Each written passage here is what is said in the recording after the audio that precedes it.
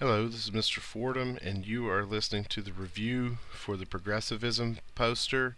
And it's also got some Civil War stuff down at the bottom. That is key Civil War ideas that came directly from the state.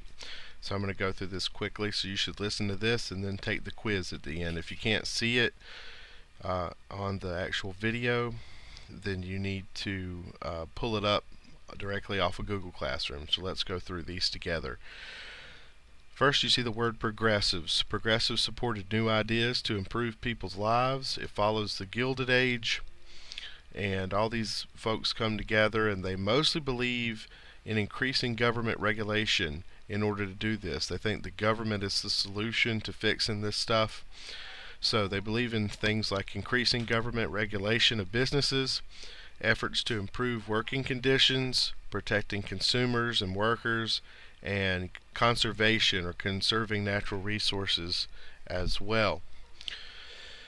Women were a big part of the progressive movement. Women worked hard to have better working hours, safer environments, and child labor laws.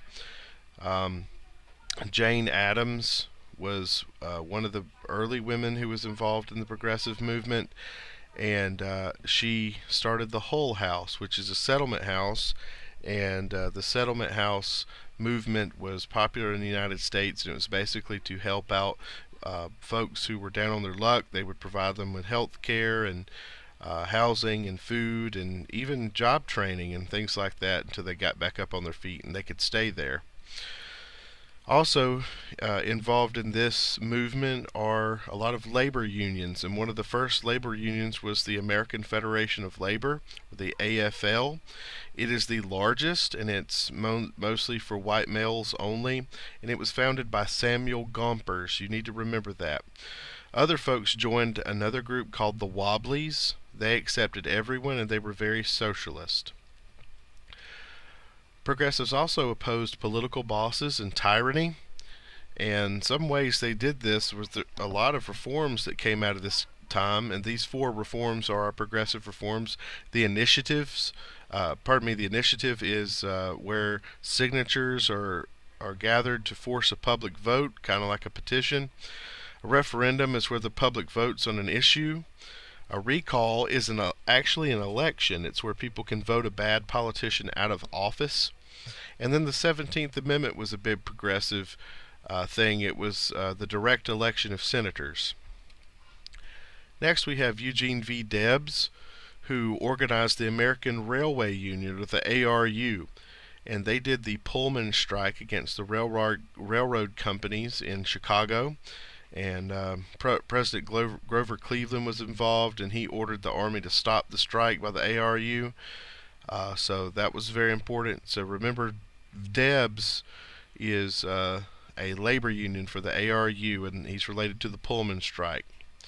The Triangle Shirtwaist Factory fire happened in New York City in 1911. 146 people died. 123 of them were women. And the problem was that they were up on several floors high, and there were no extra ways out. They locked them in. The windows all had bars on them, and they were scared that the young ladies who worked there were going to steal things. Well, when the building caught on fire, they had no way to get out. So this changes regulations on buildings and businesses. Now we have fire alarms and sprinkler systems and things like that.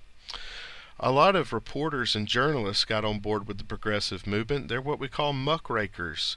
So think of them raking up the muck, raking up the corruption. Okay, so Upton Sinclair wrote The Jungle, which is a novel about the meatpacking industry, and it was really meant to get people's sympathy for the poor immigrants that would move in and work in these places. But it really just grossed everybody out, and they saw how bad the meatpacking industry was. So the FDA was created, the Food and Drug Administration, to make sure that everything was okay. But Ida Tarbell was another one. She criticized John D. Rockefeller and Standard Oil. She wrote a history of Standard Oil and went after him. Jacob Riis, a photographer, who wrote How the Other Half Lives. Very important. President Taft is a trust buster. He goes after them whether they're good or bad. Remember, trust is another word for monopoly, so he wants to break up the monopolies. Teddy wasn't like that. Theodore Roosevelt, he didn't go after all trusts. He just went after the ones he thought were bad. But he was a progressive. He was very much a progressive. He did a lot of things, and he presents to us the square deal. And it's based on the 3 C's: conservation, consumers, and corporate greed. So he wants to have a conservation movement, which is, the national park movement with Yellowstone and Yosemite. And he wants to conserve natural resources. Consumers, that's you and me. He wants to protect consumers, and he wants to go after corporate greed. He also had a very distinct foreign policy where he said speak softly and carry a big stick. So in other words, we're going to be diplomatic with people, but we will use the army if we have to. He also has a moment where he breaks with tradition. He leaves the Democrat Party and becomes a bull moose, or he starts the Progressive Party, or the Bull Moose Party briefly. He had also been famous in the Spanish-American War. He led a group called the Rough Riders, and they won at San Juan Hill and helped the Cubans. The Roosevelt corollary to the Monroe Doctrine. Remember, the Monroe Doctrine basically told the Europeans to stay out of our hemisphere. But the corollary, that word corollary means to add. Roosevelt corollary means that we will also get involved here in this hemisphere if people don't behave themselves. So we're the sheriff over here in this particular part of the world. He also had the Panama Canal made, which is very good for business. If you scroll back up to the top and look at that poster, it says the robber barons are key monopolies. Rockefeller, John D. Rockefeller, had Standard Oil. Andrew Carnegie had U.S. Steel. And Cornelius Vanderbilt had the railroads. I like to remember if that B-I-L-T kind of looks like built, like I built something. Vanderbilt Railroads, that's how I remember that. Then you look at the next box down, it says the Gilded Age, that's the 20s and the 30s. Gilded simply means cheap or fake. Think of like cheap jewelry or something. It looked like things were going real good in the 20s. But they really weren't, because of what was going on to get us ready for the Great Depression, the overproduction, underconsumption, buying on margin, consumer credit, and all of those things. It was fake. It wasn't real. And that's one reason we went into the Depression. The Jazz Age is also the 1920s. There's a great music movement going on with Louis Armstrong and Duke Ellington and the like. Harlem Renaissance is a renaissance of African American writing and poetry and that sort of thing, and it starts in Harlem, which is around New York, and people like Langston Hughes and W.E.B. Du Bois are a big part of that. The box under that, just a reminder that Thomas Edison invents the light bulb, and Alexander Graham Bell the telephone. So I think of, when a telephone rings, the bell is ringing on it, and especially an old one, so Bell telephone. All right. Then looking at our key Civil War ideas, for the North we have Abraham Lincoln as the president. He was from Illinois, had been a representative, and he is elected president of the United States 1860, and he becomes president in 1861 to 1865. His election in 1860 is one of the causes of the American Civil War. He appointed Grant as the commanding general of the armies. He issued the Emancipation Proclamation, which freed all the slaves in territories not in rebellion. That is, in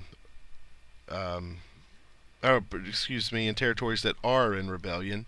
So those that are not in rebellion, like the border states, like West Virginia, they got to keep their slaves. He supported the 13th Amendment to the Constitution. Don't forget our Reconstruction Amendments. It's the 13th, 14th, 15th Amendment. 13 freed the slaves, 14th gave them citizenship, and the 15th gave them the right to vote. Ulysses S. Grant graduated from the Military Academy at West Point, won first using victories, the major one at Vicksburg, which is the turning point in the West, and he becomes leader of the Army. William Sherman is his right-hand man. He destroys Atlanta and does the March to the Sea in Georgia. Then over to the south, Jefferson Davis is the leader of the Confederacy. He's the president. He's from Mississippi. He had been the Secretary of War, what we now call Secretary of Defense. He appoints Robert E. Lee as General-in-Chief of the Confederate armies. Robert E. Lee also graduated from the West Point Academy, and he fought larger armies and won in places like Antietam, and he was finally defeated at the Battle of Gettysburg, which is the largest three-day battle and the turning point in the East. And he eventually surrenders to Grant at the end of the Civil War in Appomattox. Stonewall Jackson was his right-hand man, and he dies, actually, gets killed by accident by one of his men. So this has been the Progressivism in Civil War poster. Don't forget to take your quiz now. Thank you.